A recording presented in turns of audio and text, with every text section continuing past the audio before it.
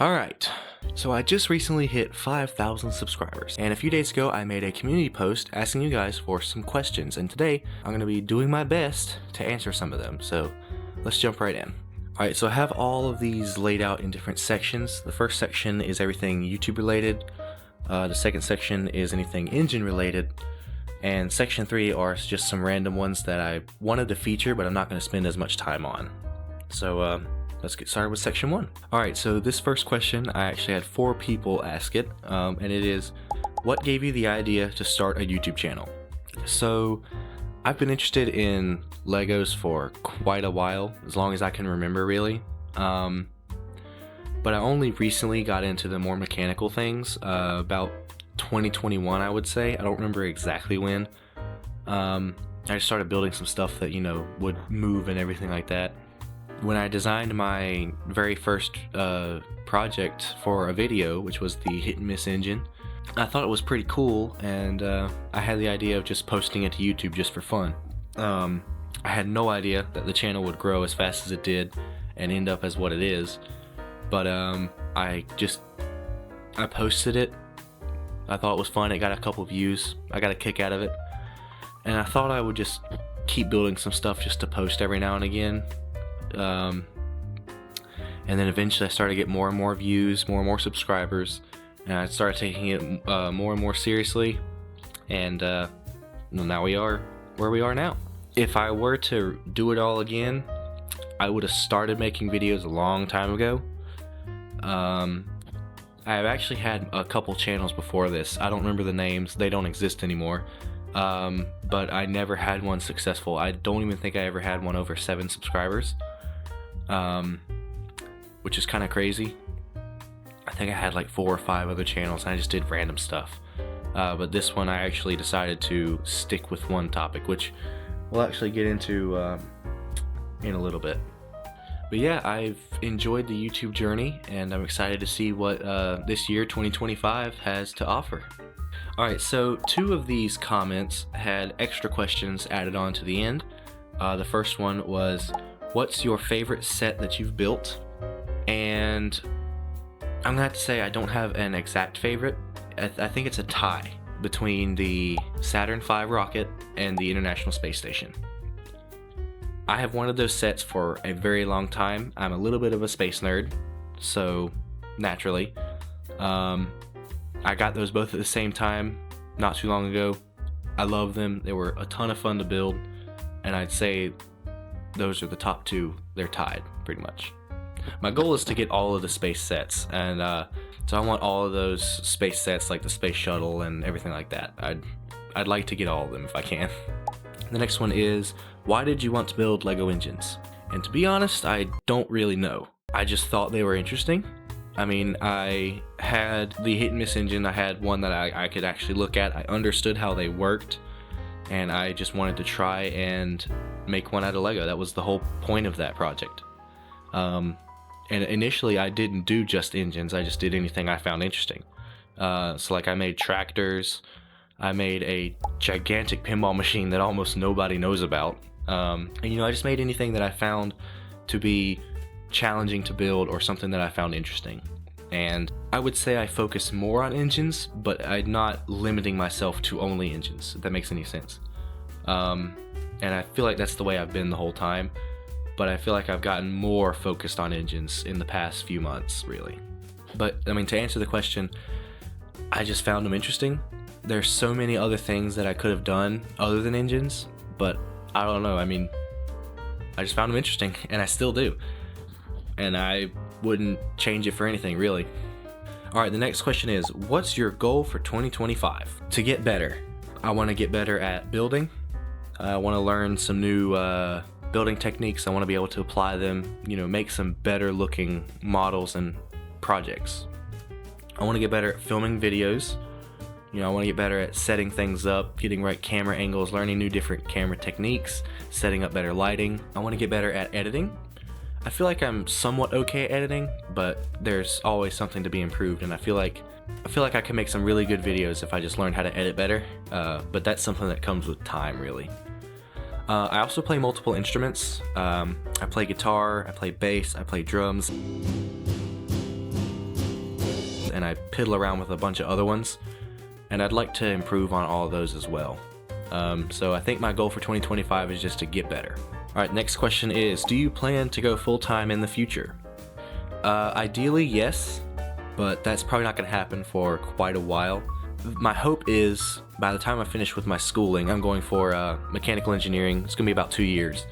By the time I get done with that, hopefully the channel will be in a state that it can be at least a part-time, so that it could be something that could contribute to a living, really. And that's the ultimate dream of mine. If I could go full-time with it, that would be insane. It'll probably never happen though. But I'm keeping my hopes up. You know, I'm gonna keep trying. Goodness gracious. Just got a million notifications on my phone at once. Man, okay. Alright, the final question of the YouTube section is, are you ever going to branch into other types of content? Gaming, streaming, etc. That will be a lot of fun, but I don't have the capability to do that right now. I've always wanted to do some kind of gaming channel. I've always found that to be fun. However, my computer cannot handle enough games for it. It can barely handle the games I do play. Same thing with streaming. It can't really stream. When it does stream, it's in super low quality. I've been looking at some new computers that would be an improvement, but that's still not guaranteed. I'm gonna keep looking. But I think if I ever do get a computer that can handle it, I'll definitely start doing that, because I've always wanted to do like a second channel of just doing whatever. Like I said, I play multiple instruments. You know, I piddle around with a bunch of stuff. I just like to tear things apart, figure out how things work, and I feel like I could have a lot of fun with that. Same thing with gaming. You know, I enjoy a lot of different games, and they're the types of games that would be fun to stream. So if I do get a computer that's capable of doing it, that'll definitely be a possibility. Alright, so section 2 is everything engine related. So let's jump in. Alright, this question is, do you plan on making more vacuum engines? If so, which types? I do plan on making more. I am trying to work on some. I'm being held back by a project I'm working on. I haven't been able to order the parts. I've been thinking about a video idea that will feature a lot of engines, but I have to get the parts for it. I would like to make all of them, every single type of vacuum engine at some point, but that's going to take a while. But yeah, I do plan on making more. I just have to get this other project that I'm currently working on done so I can order the parts. Next question is actually 2 questions in one. First one is, what LEGO engine do you want to build the most and why? So I would say probably an 8x8 round piston pushrod V8. I think that would be the coolest. I think I could add a spin to it that would make it even better. It would definitely be a challenge for how big it would be. So, I mean, I just think it'd be a cool engine to build. I haven't done a lot of work on 8x8 round pistons. That's another thing. I've been waiting to order parts, but I've been delayed from this project I'm working on. So once I get this next project done, I'm gonna have a lot of things to work on. And then the second question is, what is your favorite / dream car and why? So that one's easy. It's a 1960s Ford Mustang convertible. From 1964 to probably 67 or 68. Those are the best looking cars in my opinion, and that's what I've wanted for many years now, is a 60s Ford Mustang convertible. The next question is, what are the top 10 most needed LEGO parts for engine building? Oh boy, this one's gonna be interesting. Okay, I would say Technic beams, Technic bricks, any kind of Technic brick, axles, definitely important, bushings are also important, gears, the cam pieces, those are always important, panel pieces for vacuum engines for making the cylinders, those are super handy. Oh, those the 1x2 lift arms, those are also good for cams. The 3x3 discs for poppet engines, and I'd say any kind of spring like from a shock absorber or something. Those are also pretty important. Okay, well I thought of one more. So there'll be 11. The fake engine crankshaft pieces are also really handy, and I would say important too. So yeah, all of them are on screen right now. So these are what I would say, but I put no planning into this. I just listed the things that came right out of my mind pretty much. And the next question actually ties in pretty good with the last one. It is, can you still build a Lego engine even without Technic Lego pieces?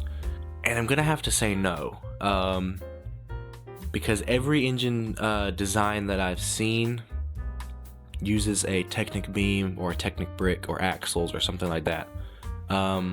There might be a design out there that you don't need any Technic pieces for, but I don't know about it. But I'd say you don't need any specialized pieces, really. I mean, all you really need are some axles, some bushings, some Technic bricks, and some type of lift arm, whether that's the fake engine crankshaft or just a too long lift arm or something for a cam, or something for the valve like that. But other than that, everything else can be made as system pieces, just regular bricks. Alright, the next question is, how long does it take you to build your engines? It really depends on how what the level of detail it is I'm going for. If I'm going for a big one that has a lot of detail, it's going to take me a lot longer. The Harley-Davidson Panhead, for example, took me about 2 months of designing and waiting on parts to get here. It was a pretty complicated engine. That's why it took me so long. But then, there are some other ones that I spent maybe a week on, but they were a lot smaller, a lot simpler. So it really depends on the level of detail I'm going for and how big the overall scale of the engine is. And then added on to that question is, what is your haircut? It's nothing special. It is just a haircut. I mean, I don't know. I like it. I think it looks good. Next question is, what is your most complicated model engine and how does it work? So I'm going to have to say the Panhead, the Harley-Davidson Panhead, is my most complicated one in terms of looks, really. I wouldn't say in terms of functionality, but it definitely was complicated to build. Probably the most complicated engine I've ever built. You might look at the Ford Flathead and think that one is the most complicated, but it was. I mean, it was really simple, really. It was just the size of it that made that one difficult. What made the Panhead difficult was getting the cooling fins. That was not easy for me at the time to get it around the round cylinder. But also the heads were surprisingly complicated, just from the weird shape that they had, and the way that the push rods move. They have to, the way that they have to move. Future me, if you could put a video of the push rods from the Panhead, that'd be nice. But they move kind of out of line. It's really hard to explain, but they don't move in a straight line. They kind of tilt back and forth as they move, and I did not initially account for that when I first started designing it, which is why I think I went through 3 different versions of the head before I settled on the final one.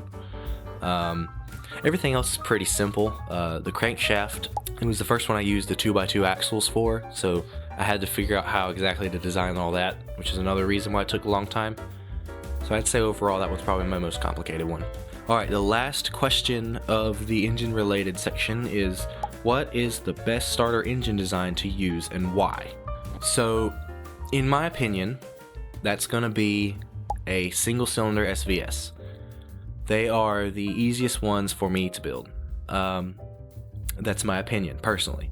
But for me, I built one from memory in 15 minutes and I got 2,000 RPM just out of the gate.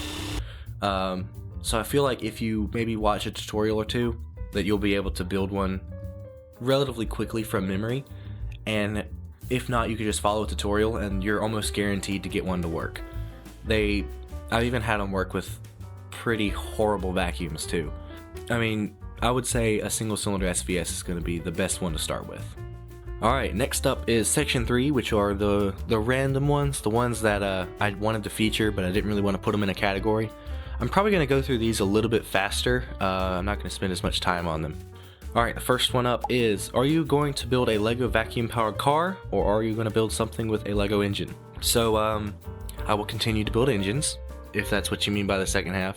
The first part, building a vacuum-powered car, probably not, because I have a problem when it comes to scale and realism. So if I were to do that, I would have to make a car that is to scale with the engine, which I know is not a thing that people typically do when they make vacuum-powered cars. That's just not really my thing, really. It would be cool, but it's not really what I'm interested in, so I'd probably not do that. Next one is, do you think you would ever try making Lego fake cylinder pneumatic engines? They have impressive performance for their size. I would love to see your input. So I have thought about those. I've watched quite a few videos on them, but I don't really quite understand how they work. And I've never really tried to make one. That could be a possibility for the future. But as for right now, I'm probably not going to do that. They do sound interesting to build, and they are pretty cool from what I've seen. So maybe not. I don't know. We'll see. The next question is, can you build a working train using the steam engine from one of your previous videos? So I actually got that question or that suggestion a lot on those videos. The only problem is they don't have enough torque because they're made with system pieces and they're not made with like actual pneumatic cylinders. So they have a lot of leakage. The low torque and their overall small scale would make it pretty difficult, and the low torque would make it not work at all. The train would be too heavy for the engines to power. Though I do think some sort of valve gear would be possible. I've actually been looking into making another valve gear that is air powered or vacuum powered, but I haven't just gotten around to building one yet, but that has been on my mind, and that might be something I do soon. Alright, number 4 is, what's the best electric starter design? This is something I'm not super familiar with. I've never made a vacuum engine with a starter. I would say some sort of sprag clutch or one-way freewheel kind of system where you could connect a motor on one side and the engine on the other one. So like as the motor spins, it turns over the engine, but once the engine takes over, it won't strain itself on the starter motor. I've seen a lot of people use that design. I would say that's probably the best one. There's multiple designs for different sprag clutches and one-way clutches. So I mean, it's just one simple tutorial, really, and they're not super complicated. I have made some in the past, not for videos, but they're pretty easy and they work a majority of the time. Our next question is, how many pieces did you use to build that Lego V8 flathead engine? So I don't know the exact count, but I estimate it's somewhere between 3,000 to 3,500 pieces. A lot of pieces. It's my largest engine ever in terms of part count. But of course I don't know the exact count, so it's not 100% certain, but I'm pretty confident that it is. Alright, so the next one is not actually a question. It is, I genuinely have no idea what to ask. Sure, it would be nice to be in a video, but I'm not asking because I don't have any questions to be featured, lol. Well, there you go. I figured I would feature this one. It's, I mean, why not? Be nice. And the last one is, what's your coordinates?